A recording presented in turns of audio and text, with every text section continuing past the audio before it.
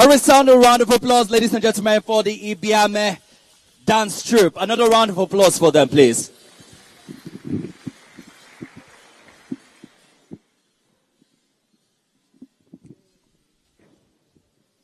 Wow. Quite amazing. Africa is quite rich with culture. And of course, the experience is always breathtaking, quite thrilling. I mean, we tried to cut them off at some point, but it was really hard because, again, how would anyone you're trying to give a signal, time is up, actually see you when they're actually flipping their heads around? I mean, I couldn't help but also move my head around as well. One more time, ladies and gentlemen, a round of applause for Ibiame Dance Group. And that presentation was Inore, which is a war dance. As they say, we are warriors in Africa. But on this note, at GAFCOM, we are not at war, but rather we are here to collectively find a more dynamic, interesting, and of course, unique way of changing the narrative about Africa, about the continent, and of course, being storytellers that we are. How best do we tell our own story for our people? This is for Africa, by Africans, to Africa and the rest of the world. Thank you. I thought I was the only one in the room. Okay, we move on very quickly, ladies and gentlemen. We already kick-started interesting conversations, and of course, a whole lot more conversations will be happening in due course, especially as we get into day one. Don't forget, we've got 2 more days of GAFCON coming up, and I do remember that Thebe, in his presentation, did highlight the importance of Africa to stop the whole attitude of begging and pleading for arms or looking as if they have no hope on the continent. But of course, in the course of GAFCOM, we will be having a session which I am looking forward to, and of course I'm sure a lot of you will be looking forward to that. It's in and around non-profit and development sector in Africa, and of course I'm sure this conversation will be quite engaging. But in the meantime, we go in very quickly to the next plenary, which will be in and around trading reputation. And you would agree that most times we have people who are looking to not only invest in Africa, but also get involved with the positive sides of Africa. But of course, with the sort of narrative that is put forward, especially with businesses in Africa, there is always that severe scrutiny of business names when they flag as being either an African-owned business or has some amount of board or share members who are Africans. How do we change this? And to discuss this, we are going to be having a team of panelists looking at country reputation and impact on local global businesses and investment attractiveness. First off, joining the panel conversation, please, ladies and gentlemen, let's make welcome for Senior Advisor, Africa Matters Limited in London, Mr. Tim Morris. A round of applause for Mr. Morris. Joining Tim, please let's welcome Managing Director, East Africa, Africa Practice in Kenya. Ladies and gentlemen, welcome Richard Kiplagat. Also joining this conversation, I would like us to make welcome for the manager, 1000 Hills Distilleries, of course, in our host country, Rwanda. Ladies and gentlemen, welcome Andrew Herrick. And taking us through this session, it's with pleasure that I welcome the Chief Executive Officer, Africa Communications Group, South Africa, a lovely lady I got to meet in the course of this conference, Mimi Kalinda. A round of applause for Mimi. Okay, so just so you know, we want to move fairly quickly with the conversations because we have another panel just before we break up for lunch. So Mimi, we will be expecting you to drive this conversation and of course be mindful about time engagement. We will also be engaging with the audience during the Q&A session. Mimi, it's all yours. Thank you very much. Good afternoon, everybody. Thank you to my esteemed panel. I've been so excited about this particular conversation. We were talking earlier about how the subject of country reputation, perception management at country level specifically, is not something that we spend a lot of time talking about as a collective of communicators. So this is very, very important. We are to the investment community. So for taking the time to be here and to give us the opportunity to talk about this vital subject. I'll start with you, Tim. You work for a company that's called Africa Matters. It's a consultancy that mines information and shares information with the investor community about the challenges, opportunities of doing business in Africa. I'd like to hear your pitch to your clients, essentially. What do you tell them about why Africa actually matters? Well, thank you very much for that. Thank you, Mimi. And if you'll allow me, I'll also just mention that I was 37 years a diplomat, the last 10 years in Africa, working as a British ambassador in Africa. And so some of my thoughts come from that period of my life too.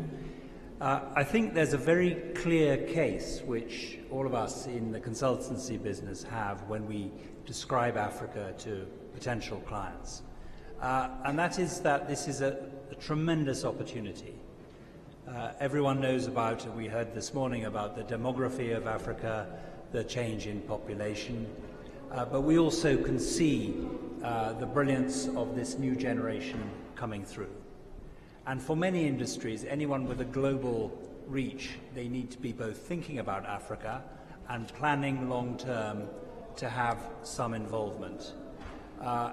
In making a pitch, in trying to encourage this level of interest, I think there's already a rich seam of things to talk about. I think, for example, watching global technology companies looking at setting up technology bases in Africa, in West Africa, for example, in East Africa, that acknowledges the simple facts that both a large proportion of global customers will be African, but also a large proportion of those who are contributing technically will be African. So there are a number of examples of that. I think if I could just possibly just diverge for a minute and say that the country reputation is very important, and the competitive situation between countries to bid for business and bid for investment is clearly important. But I think there is also an Africa narrative which underpins this, because what we're competing with, what we're fighting against is, and I wouldn't put it perhaps in quite such a stark way as Tebe did in his talk, we're fighting against global ignorance about Africa and global out-of-datedness about Africa, and a tendency to lump everyone together. So while there are very, very discernible common themes about Africa, which are selling points and are I think, advantages, and there is a need for some form of collective activity to promote Africa, some type of campaign, it is also extremely important that each country builds up its own specific business proposition.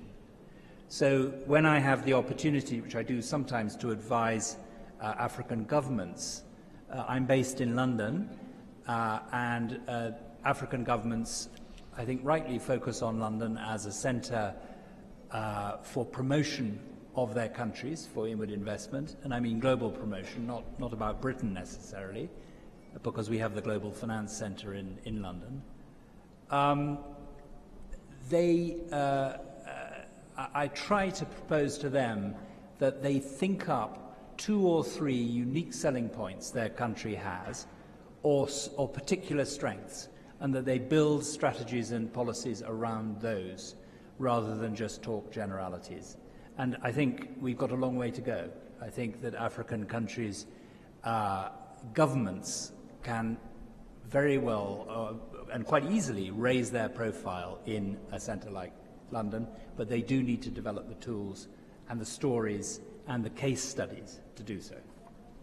I agree, and I think that we do have a long way to go, and I think one of the challenges that we have as a communications community is being able to show measurable impact, to show that, in fact, reputation can be measured, and that it does have a direct impact on GDP, on FDI, on tourism, et cetera, to the investor community. And perhaps a starting point for that is leadership buy-in. I mean, you mentioned, your conversations with policymakers in Africa, pushing them to identify their unique selling proposition. But do our leaders actually get the point? Do they understand that there is a link between reputation and what they're trying to achieve from a growth perspective? And if they don't, how do we get them there? I think if I'm still answering the question. Please. I know Richard has some thoughts about I want this, to say, if I may also, how very enthusiastic I am about this. I think this is a really exciting channel of inquiry. I think governments, and I was responsible for running one of the British inward investment programs in Japan some years ago, which is exactly the same business and the same proposition in many senses as what African embassies and high commissions in London are doing. I think there's a tendency, and I'm not singling out any particular country, but I think there's a tendency for governments, African governments, to approach this solely as a government policy, and to think that by messaging in general terms about being open for business, business will flow. The news is it won't. That isn't enough. And I think the way it will develop, and this is really exciting, is that offer which an African country has abroad to pull in investment, and after all, investment is what we're talking about here, needs to be developed with the cooperation of the private sector within the country to come up with a really exciting prospect. When I say a unique selling point, it doesn't have to be completely unique, it just has to be competitive. It could be in tourism, for example, but not just say we're good at tourism or we're good at agriculture, but to actually define what the proposition is, that we're planning on building a particular centre, we're planning to go up market in tourism in this particular way, and then to define who the targets are and actually chase the companies. Because I think, and I'm confident, that there is a very large degree of basic interest in Africa, interest in the opportunity. The problem that a lot of foreign investors have is that they don't see it as an early return, and they are driven by shareholder pressure and competitive objectives to look for the early returns.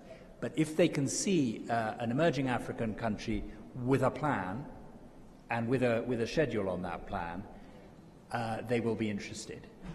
So those things can come together, and they will come together. Thanks, Tim.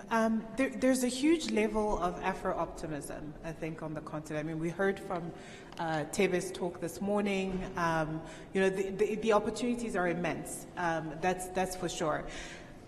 There is another side, however, and I think that as we talk about shifting the African narrative, we need to question whether we want a solely positive African narrative or do we want a balanced narrative.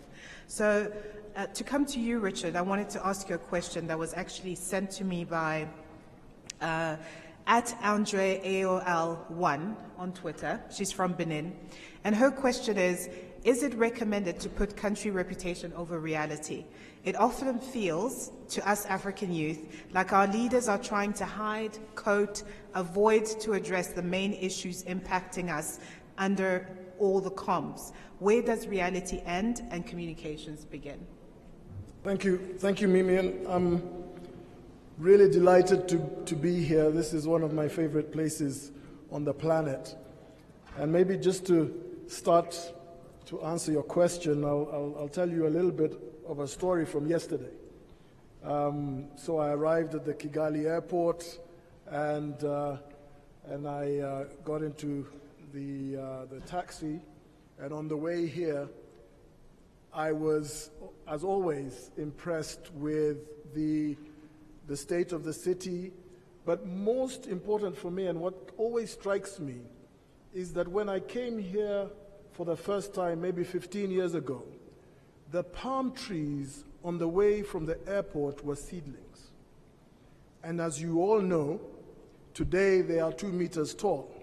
And so it is clear that there was a strategy right from the beginning. And I arrived at the reception here, and they asked me as I was checking in for my passport. And on my passport it says born in Ghana, and the lady said, so you're from Ghana? I said, no, I was only born there. I actually come from Kenya. And she said, Kenya? Oh, Kenya, I'm terrified about Kenya. I said, why? She said, I've been told that in Kenya, you can't even ask for directions. If you ask for directions, they'll show you the wrong place, and then you'll get kidnapped and you'll disappear. So I don't even want to go to Kenya. So, we lost a person there based on the perception that she had of our country. The reality is, and Tebe spoke a lot about this, that Africa has been struggling historically from an imbalanced perception. So the receptionist had heard about Kenya, and her list was insecurity. She talked a little bit about corruption. She talked about terrorism. And her list didn't talk about M-Pesa, the fact that Kenya has won more athletic medals than any country on the planet, and that we have an amazing skills base that drives innovation and huge talent. So there's an imbalanced message. But the reality is that we cannot put lipstick on a pig, so to speak. The reality is, as great communicators, we cannot speak to ourselves and purport that we will solve the problem by being fantastic makeup artists. And to answer the question that the lady sent via Twitter, we have to look deeper. We have to build our new narrative on 7 primary things. Number 1, what is the state of governance in that country? Is this a government that is recognized, stable, predictable, and how are the election cycles? Are they peaceful, or at least are they orderly? So like ours, we went to the courts and the decisions were changed, but we went back and then they were accepted. So what is the state of governance? Secondly, as Tebe emphasized, what is the culture in that place? Is it a xenophobic culture? Is it open? Is it closed society? What is the state of the culture in that country? And to what extent are you a place that is attractive? I remember the Germans, when they were hosting the World Cup, did a survey, and they found out that the perception of Germans was that they are very efficient, but they are fundamentally unfriendly. That was a perception. But they used that to build a tagline for the World Cup that said, "Time to make friends," because it's important that your culture is inviting. Security, I've already alluded to.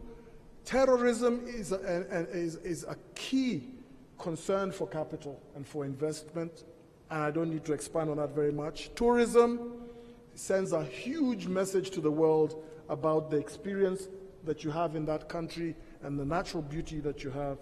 The business climate, taxes, etc. The people and skills. And finally, trade, coffee, tea, gold, exports in manufacturing. Horticulture is big in Kenya as an example, and flowers. That package builds an experience. And if we do not proactively manage that experience and engage in developing a narrative that is founded on substance and that is a consistent experience. It's no good having a wonderful World Cup and then the next time we're having issues around xenophobia. You have to be consistent. And with consistency, you find that you build a strong narrative. And so the answer is we must go beyond just the communications. We have to go deeper. We have to look at substance.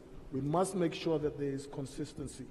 And I think that there are many examples. On the 7th of September, India will be landing a lunar rover on the south pole of the moon. And it will go a long way to positioning them as a technological leader. But they are going to have to continually remind the world that they are a global technological leader for that event to stick.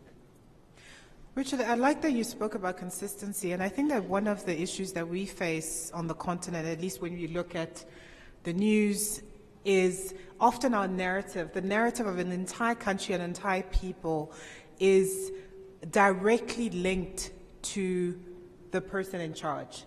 I read a case study, of some work that Africa Practice did with a Central African country, where, there's managing the perception of the country itself, but also leadership positioning of the president. However, I've also traveled enough to see countries that are doing phenomenal things, but have very, very bad reputations because of some of the things their leaders do. So how do you separate the two, just very briefly?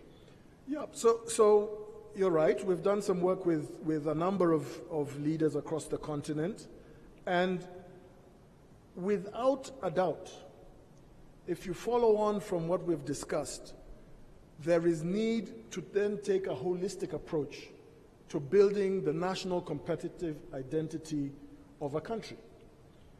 And that national competitive identity resides and is embodied very often in a leader who takes a personal interest and who defines a vision of how they see that country being positioned globally.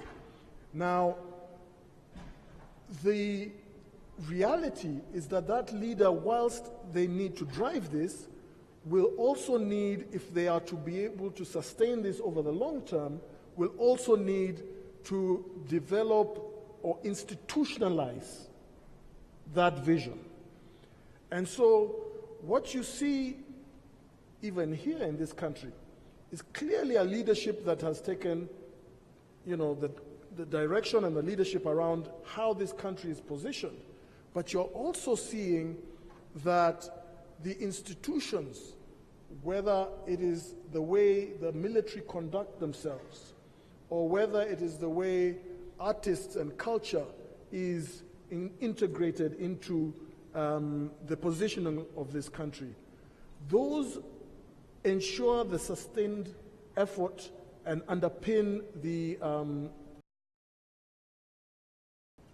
What we found is that it was not enough for a leader to be to drive national competitive identity initiatives. But we found that they also had to make sure that they spent energy and time dealing with three key things. The first one is, what is the level of awareness in your country? What perception is? So today, I don't know how many countries in Africa actually have done a perception study, but what is your baseline? What is the gap? What is your story? And address that. Secondly, what is your attractiveness? What are the things that make you attractive? Your population size, Nigeria knows very well that their population size makes them very, very attractive. But also the fact that they have oil makes them also attractive. But if you don't have the information, you may be attractive, but people don't know, right? So you have to work on the attractiveness. Attractiveness also speaks to policies and the investment climate.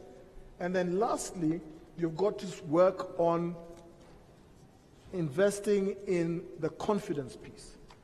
And investment flows where you have a high level of information, awareness, where the degree of attractiveness of a country is enhanced, and where governments and leaders build efforts to build confidence, policies that are clear, a vision statement, and a consistent implementation, and a steady investment environment.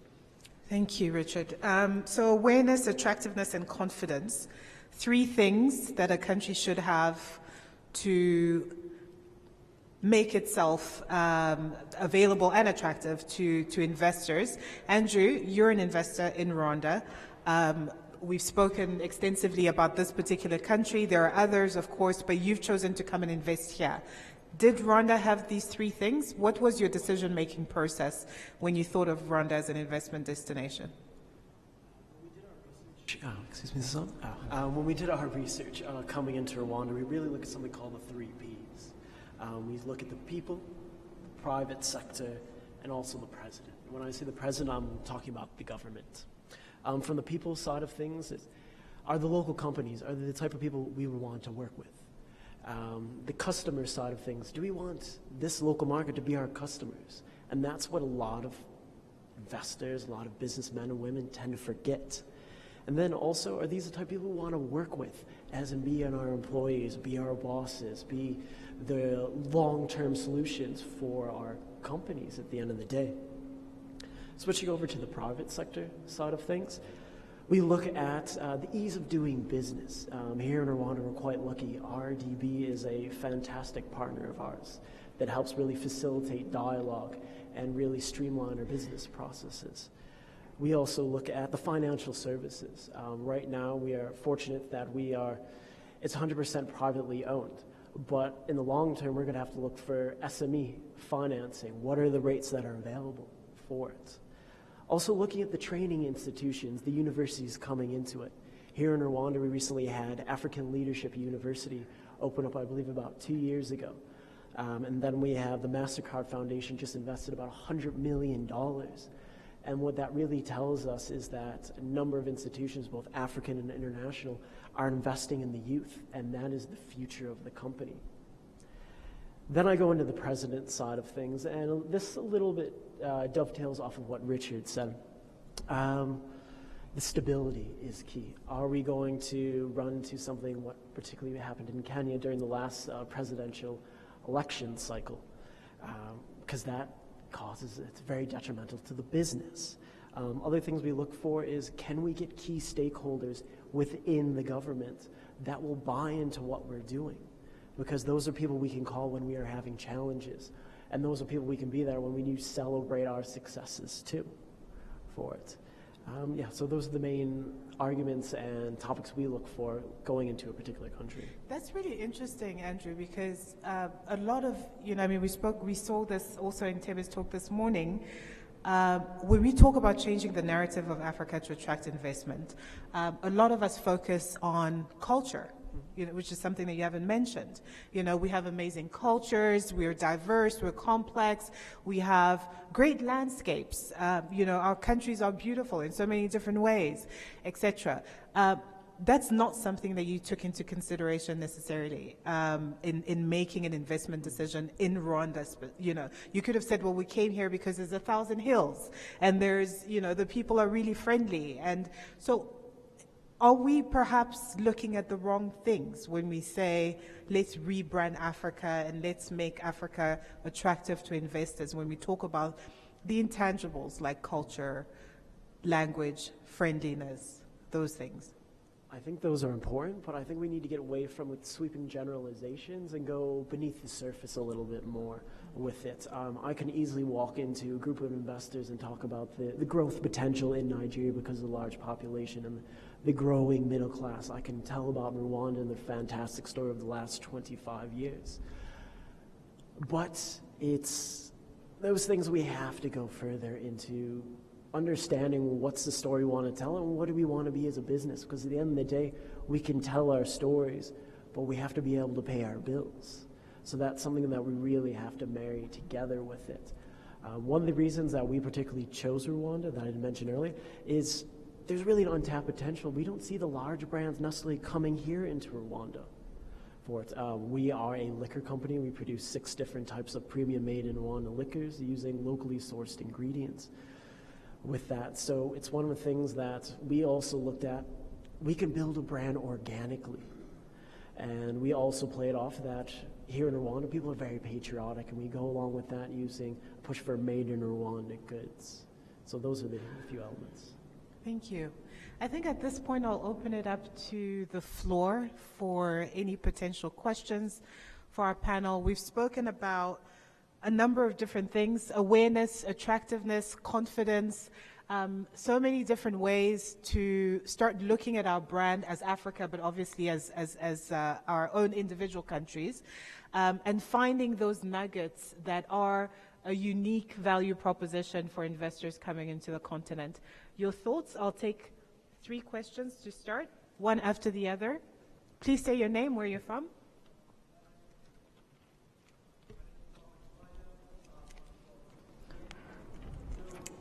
Volume, please.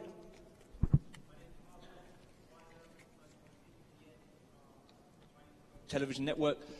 One simple question. If we're talking about changing the narrative, I'd just be curious as to if you could name 3 publications, 3 journals that you read to know about Africa. Did you get that? 3 publications, 3 journals. Do you want to say that again?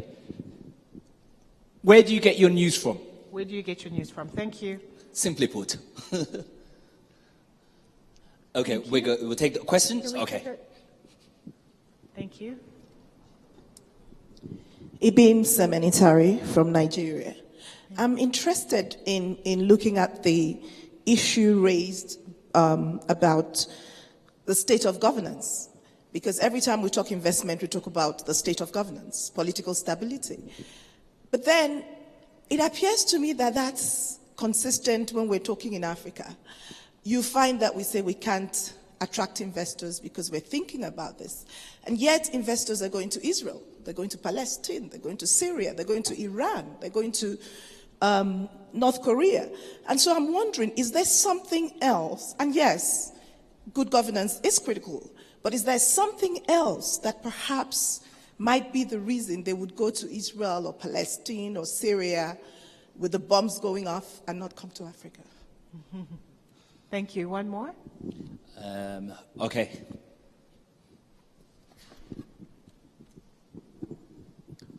My name is Clem Ugoji from Nigeria. For me, I think one of the challenges around communicating for Africa, or the narrative around Africa, is what is called the danger of a single story. And I think over a very long time, a single story has been weaved about Africa. And for me, I think that if we want to begin to change the narrative, we have to then begin to untie the strands, okay, for people to understand that Africa is not a single story. Africa is a strand of stories. And one of the things that have come out very strongly here today is the fact that communication is not propaganda. And I think that if we really want to use communication as a driver for Africa's development, we must avoid the temptation of getting into propaganda in order to build a narrative that does not accord with reality.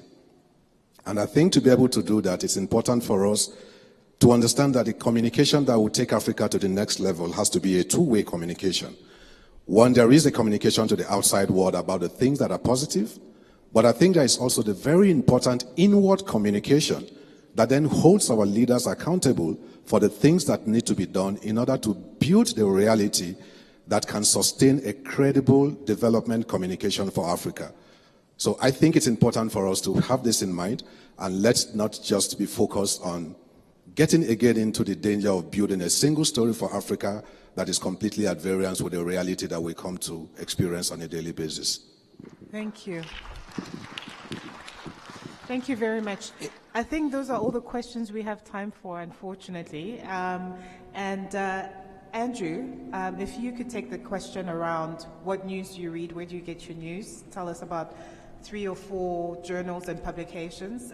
Tim, if you could talk to us about political stability and good governance specifically as a must for investment. Is there something else?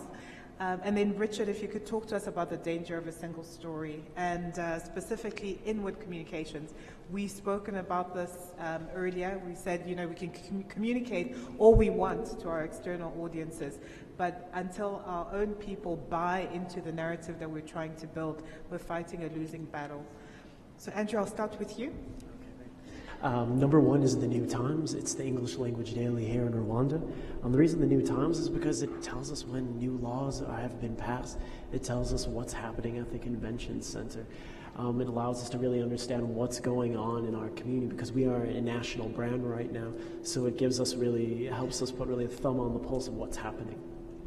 The second, we have to be the East African. It's a regional newspaper here, if you're not aware of it. It gives us the business aspect of things.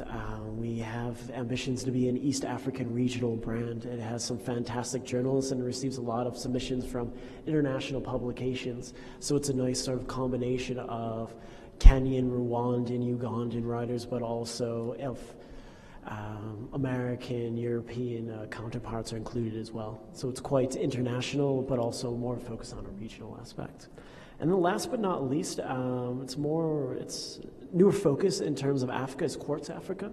I think Quartz Africa is doing a really good job of finding unique stories and narratives with it. Sometimes they give it a bit of a hard time. I know we have a lot of people from Nigeria here and also Kenya too. They tend to focus really on South Africa, Kenya, and Nigeria. But it's one of the things I think they look for unique stories that really aren't told. So it's one of the things that gives sort of that spark or idea of interest. Hey, can we take that and maybe implement it in the business we do? So from a country branding point of view, would those be kind of 3 publications that you would look like if you were a country communicating to the global community about coming to invest in Africa? Would we still depend on CNN, BBC, what I call the usual suspects?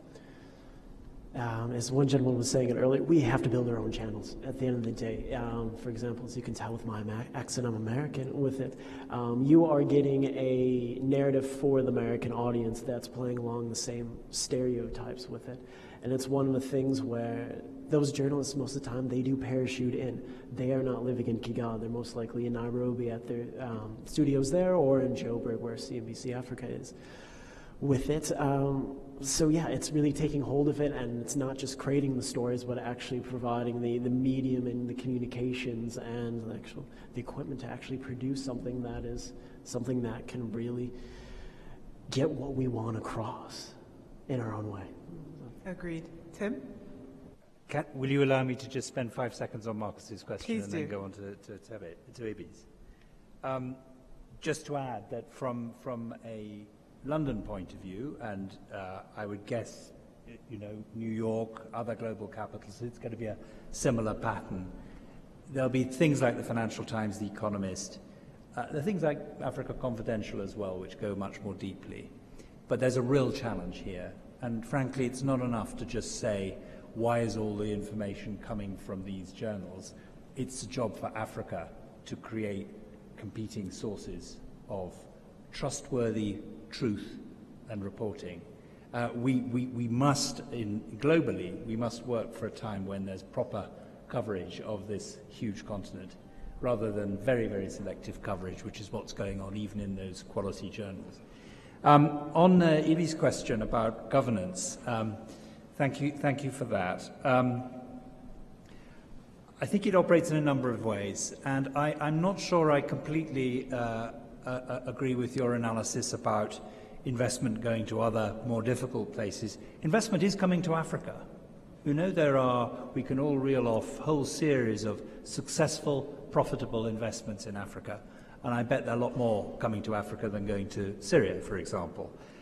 It is the case, though, that business finds a way, and if business sees that there's advantage in a really difficult place, I was ambassador in South Sudan, for example, in Africa.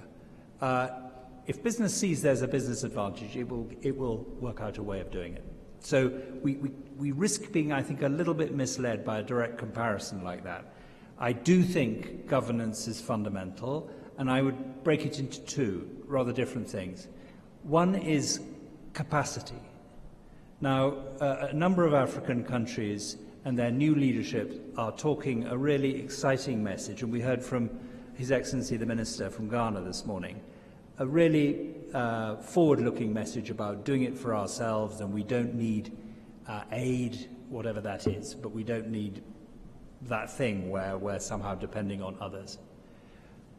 But developing countries still have this crucial challenge, which we all need to be really honest with ourselves about, that until they get more developed, it's quite difficult for them to man the ministries, to actually have the capacity to react quickly, to actually service all the inquiries, to have the level of business knowledge and indeed business expertise within government. So that's an objective point, and it's not a reason not to invest. It's something which needs, I think, a trustworthy description of it, and it needs to be recognized. The investor will find a way to work with that, so long as they are having a sensible conversation with government. The other side of governance is, of course, the governance of standards, the introduction of legislation, the progress which African countries in many cases are making down this track towards bringing in not just anti-corruption legislation, though of course that's part of it, as we have corruption all over Europe, and in Britain the Anti-Bribery Act is brought in not to bother other people as much as actually to police our own companies. Those legislative steps are necessary. There's also something very clever, I think, about being able to, for a government, being able to sell itself as an investment location on global standards. Now, this is happening because it has to happen in the extractives industry, which we've heard a lot of negativism about today, which I understand. But global standards of how people are treated in mines, for example, means that investors have to behave in a particular way, but also governments have to behave in a particular way.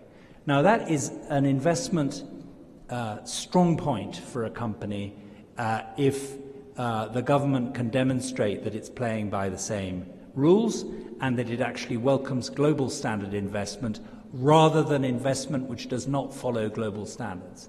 And let's be frank about that too. There are places where companies who are unregulated are encouraged to come in and invest in countries and thereby do damage to the fabric of those countries, quite apart from ripping off the government.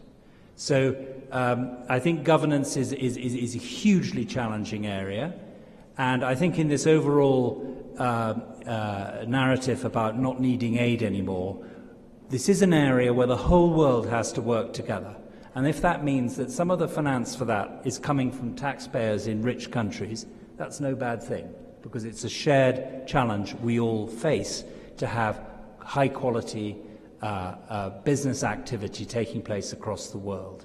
So you can call that aid or not aid, but I think it does mean that it's no bad idea to be open to collaborative programs internationally to get that right, because they are in favor of the development of the developing country. I think, frankly, we need to have a whole panel on governance and as it relates to investment, because there are so many different sides of the coin and so many schools of thought also around, what good governance means and to whose standards. We've had this conversation on numerous other platforms. But thank you for that, Tim. That's very helpful. How do we get our own people to drive this narrative, balanced narrative? I'd have to emphasize not solely positive, but balanced narrative for the continent, first and foremost, as our primary advocates and ambassadors. This is a complex subject, and we're trying to condense a lot in a very short time. and we're trying to deal with this as a continent, and the reality is, yes, we're 55 countries, and every country has different dynamics and is at different stages in terms of where it's at with regards to investor perception. But you're absolutely right, there's work to be done.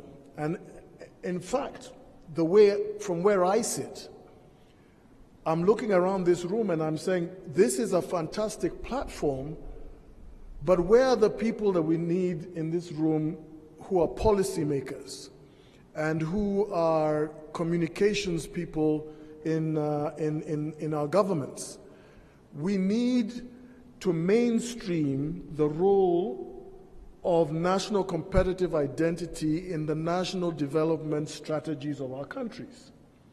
That's the work that we, all of us in this room, if we leave here convinced that we have a job to do, need to then own it and lobby and work with the skills that we all have. All of you are very talented and very connected and have excellent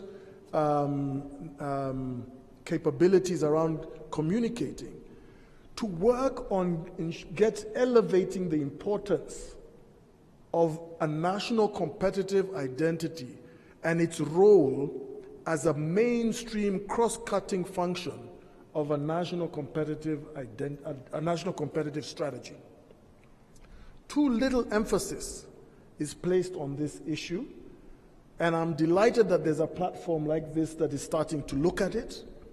It will be incumbent on us to leave this place and go to each one of our countries and say, I'm going to work on making sure this becomes a core issue, that our leadership recognize that the money they spend during campaigns to get elected needs to come back into the normal national budget.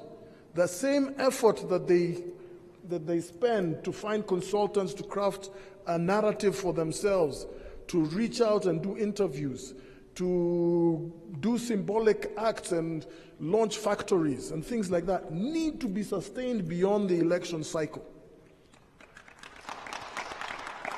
And once we are able to do that, then yes, we will stop talking to ourselves. Yes, we will start seeing that the resources and that the mainstream policy things are happening, and that people are welcoming athletes when they come home and recognize that that is something that builds a certain pride, a certain dignity in their country, that translates, that national values, even though it's not always, the top thing, you might need power and infrastructure and other things, but national values is a conversation that is paramount on this continent. And too little money is spent on managing the health of our society. So all these things need to come, and my plea to all of us is, let's go back and let's form a little, I think Tembe said we're not here to go to war, but let's form a little army of communicators that go to elevate the importance of what we do and our contribution to the development of this continent. Thank you. Thank you very much. I think that's a very, very good note to close our panel on, and a good call to action. Thank you, Richard. Thank you, gentlemen, for your time. I can see that we're standing in the way of you and lunch, and so we're going to end it there. Thanks so much. Thank you very much. A round of applause, ladies and gentlemen, for Mimi, Kalinda, and of course our distinguished panelist. May we have a group photograph? I would like to ask Perez, Mr. Perez Tigidam, if you're in the hall, please join this photograph session. Thank you. So while that is going on, ladies and gentlemen, remember we introduced Andrew Herrick as manager of 1000 Hills Distilleries here in Rwanda. But it is with pleasure to let you know that he's actually the CEO, Chief Executive Officer of 1000 Hills Distilleries, and they have also generously decided to sponsor a cocktail evening. I should hear a round of applause. It's not just about talking and having conversations and finding and charting the way forward for a new Africa. It's also about having a good time to relax and, of course, enjoy the moments while we're out here in Kigali. Okay, we will give you more information about the cocktail reception. I think it's happening on Friday, but we will be keeping you updated with the location. So once again, a very big thanks to 1000 Hills for doing us this honor. Ladies and gentlemen, we're moving on very quickly, and I know we're almost approaching lunchtime, but we need to go quickly through the rest of the sessions. Right. Okay. We all know that it's important, even as though we are brand custodians or communication managers or strategists that keep working for brands, whether it's a national brand or a conglomerate with presence in Africa. And most times we tend to struggle with finding a good balance between the personality of the person in the front line and how we want to communicate the culture and the tone of voice for the brand. I'll give you a very quick personal experience. When I was managing a private investment banking company that has presence in Africa, one of the things I realized is this company, this bank, had so much it was doing, but it was not projecting itself in the right image. But again, the CEO, the man who actually had the total control of the bank at the time, kind of was not into media and the whole publicity thing. So it became a bit of a divide. Do we want to go on a full blast, or do we want to keep staying private?